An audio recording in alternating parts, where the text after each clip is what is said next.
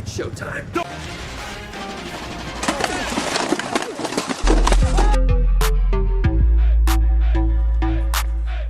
Wow. You're really good about wrapping yourself around that. Get off my lawn. I turned into a dog. Good morning, YouTubia! Welcome to day 2 of the MotoVation vlog here on YouTube on Helimoto. So today is the second to last day of school for my small individuals, and they're fighting over walking the dog. Anyway, so we're going to be headed out to the hinterlands here again real quick. This morning, Hannah's sitting on the thing. Come on, Hannah, let's go. No, I want to walk. Alright, so as I was saying, today is the second to last day of school for my little ones. We're going to head out on vacation. There's Billy. We're going to head out on vacation on Monday evening down to back home to San Diego, where we're from. I'm actually originally from Salt Lake. You know what, we'll tell my whole origin story later on in this video, so I'm not going to get into that. But anyway, we're going to head out on vacation. I would imagine we're going to be camping, and that's kind of a different thing. It's called, going to be with a group called the Society for Creative Anachronisms.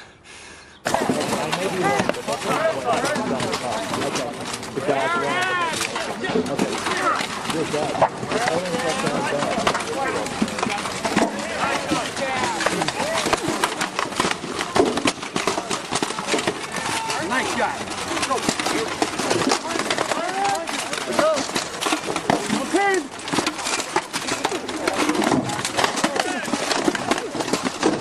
Which is a historical, not reenactment. Anyway, I'll give you the website and put a couple of clips here of what I'm talking about. All right, my dog's about to go crazy.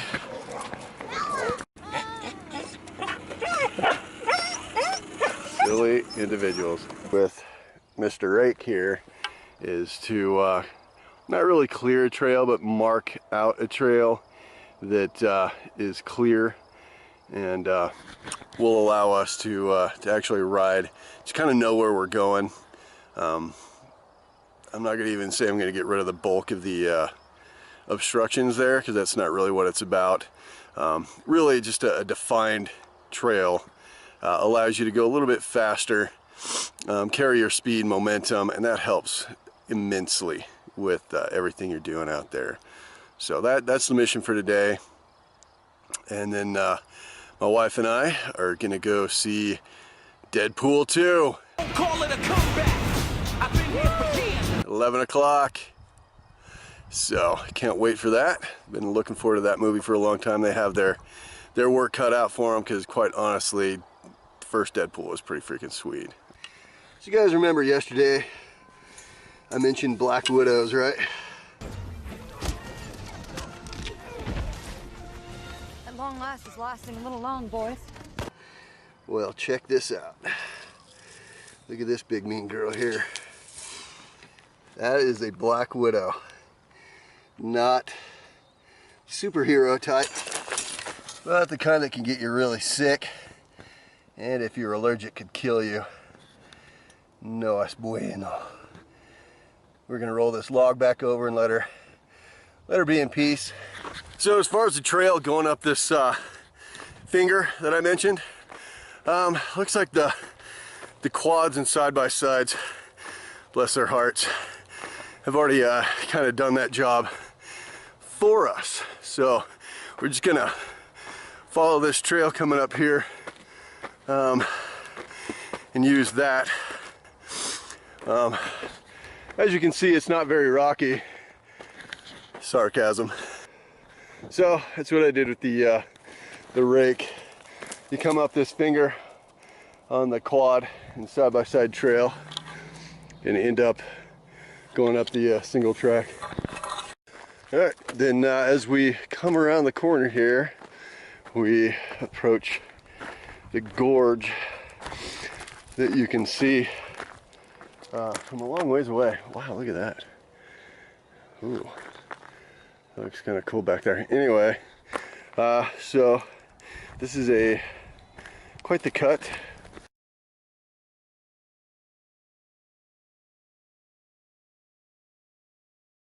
That's what teenagers do, and paint on everything because they're jerks.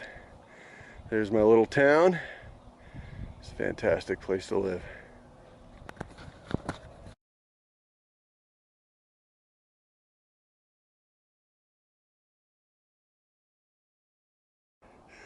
So from the gorge,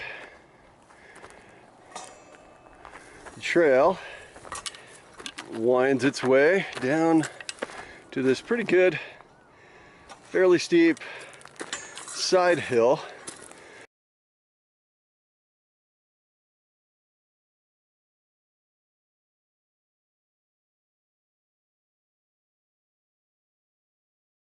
We've got this fairly well established right here. And then from here it gets rough, to say the least. Come around here, and then it goes into forest there. So if we can make that a little better, that'd be great. You can never, ever, ever touch your front brake.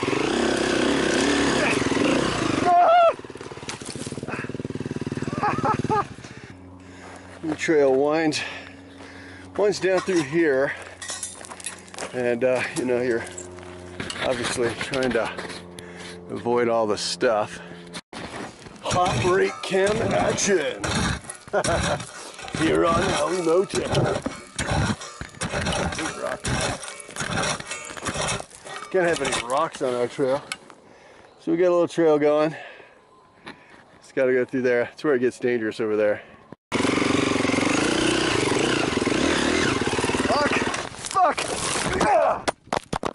So this is what we're trying to ride in. It's a bit challenging. This is where I tipped over the trees and fell down the hill a bit. It's a challenge, let's just say that. Alright, so for those of you that don't know me, my name is Wade Scott. I am 49 years old, and I was originally born in Salt Lake City, Utah. I was born into the Church of Jesus Christ of Latter-day Saints. I don't go to church at all. I went on a mission and all that, but that's a whole different discussion for a different time. Anyway, so born in Salt Lake, 1969. Cool year.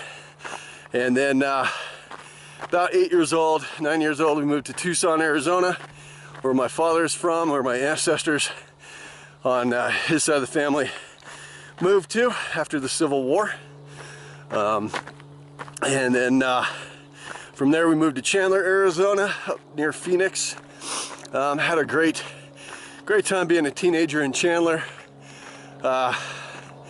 Worked on a dairy, worked on some farms, and that's where I really got into dirt bikes. My dad had always ridden motorcycles and whatnot when he was younger, so naturally that gene is hard to you know, hard to not.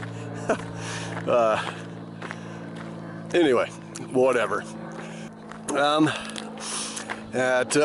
When I turned 18, about 3 weeks after I turned 18, I joined the Army Reserve, and out of Phoenix, I was an M68-3 main battle tank crewman, so I drove a tank. Evolved from the M48, becoming America's first main battle tank.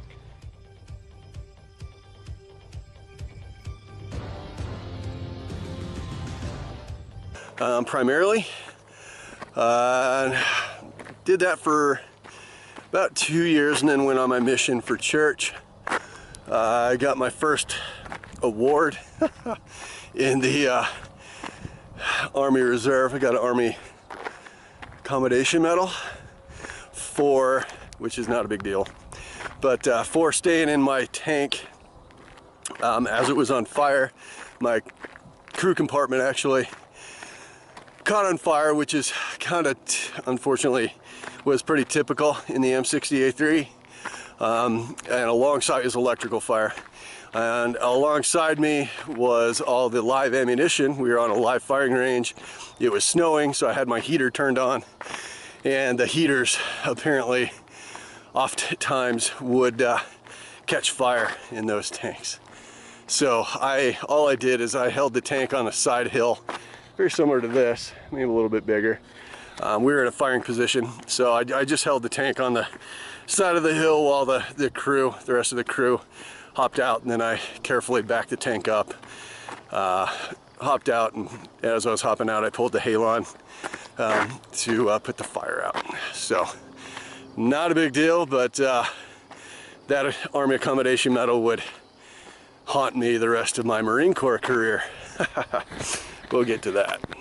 All right, so I went on my mission in 1988. I went to the southeastern portion of Texas around Houston. I was in deep inner city Houston for parts of it. I was in very rural southwest Louisiana for part of it. The experience was absolutely fantastic, absolutely incredible. Wouldn't trade it for the world. All right, so I came home in 1990 from my mission. It was 2 years, and right about then the Operation Desert Shield began, and my tank unit kept getting alerts that we were going, and then we weren't, and then we were, and then we weren't. I found that very frustrating, you know, young 21-year-old. I wanted to go fight, and you know, we were tankers from the desert, man.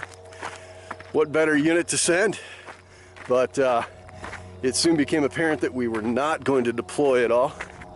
So, and on top of that, I was going to Arizona State in the ROTC program, and I wanted to, there was a Marine there that was going through school, and I really looked up to this guy, very squared away dude. So I thought, you know what? Marine Corps is pretty cool. Plus they have cooler uniforms. So, and I wanted to be an infantryman. I did not want to be a tanker anymore. A lot of reasons behind that, but I did. So I joined the Marine Corps in early 1991, and went off to Marine Corps boot camp in April 7th. Woo! A day I will never forget. Now keep in mind, I'd already been through Army boot camp, and that was 4 months of that. It's called One Station Unit Training there at Fort Knox, Kentucky. And that was pretty epic too. Man, a lot of stories from that, but we won't get into that at the moment. So I expect, and that was pretty tough, so I expected the Marine Corps boot camp to be really tough. So I trained like crazy prior to going to Marine Corps boot camp. I had roughly about a 17-minute 3-mile, you know, sometimes in the 16s. Very fast. I could easily do 20 dead hang pull-ups, and 80 sit-ups is cake. So not a big deal there. I was ready for Marine Corps boot camp.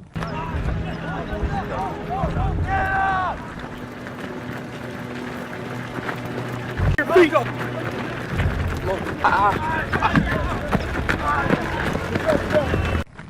And so I shipped off April 7th. Went to boot camp. Eventually, I got my dream to become an L3, to become an infantryman.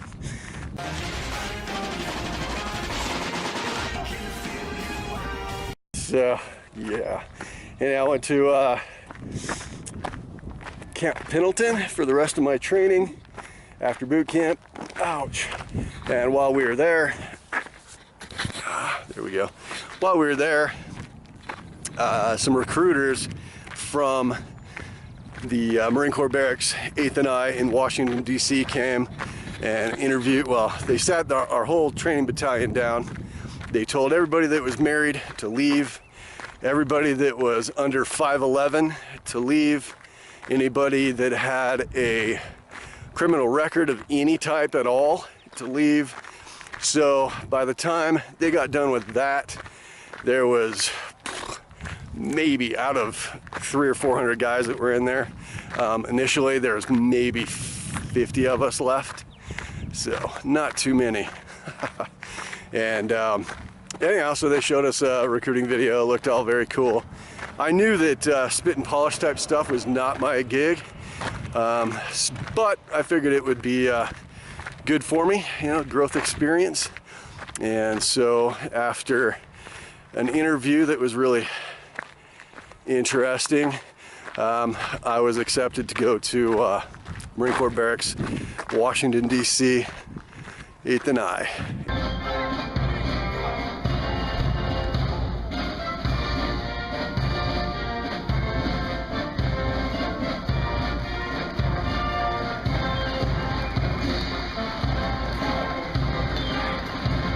Yeah, so I was going to be a presidential ceremonial honor guard. Many years ago, General Chester Fuller was asked what he thought of the new breed of Marines. He simply stated, old breed, new breed, it doesn't matter as long as it's the Marine breed.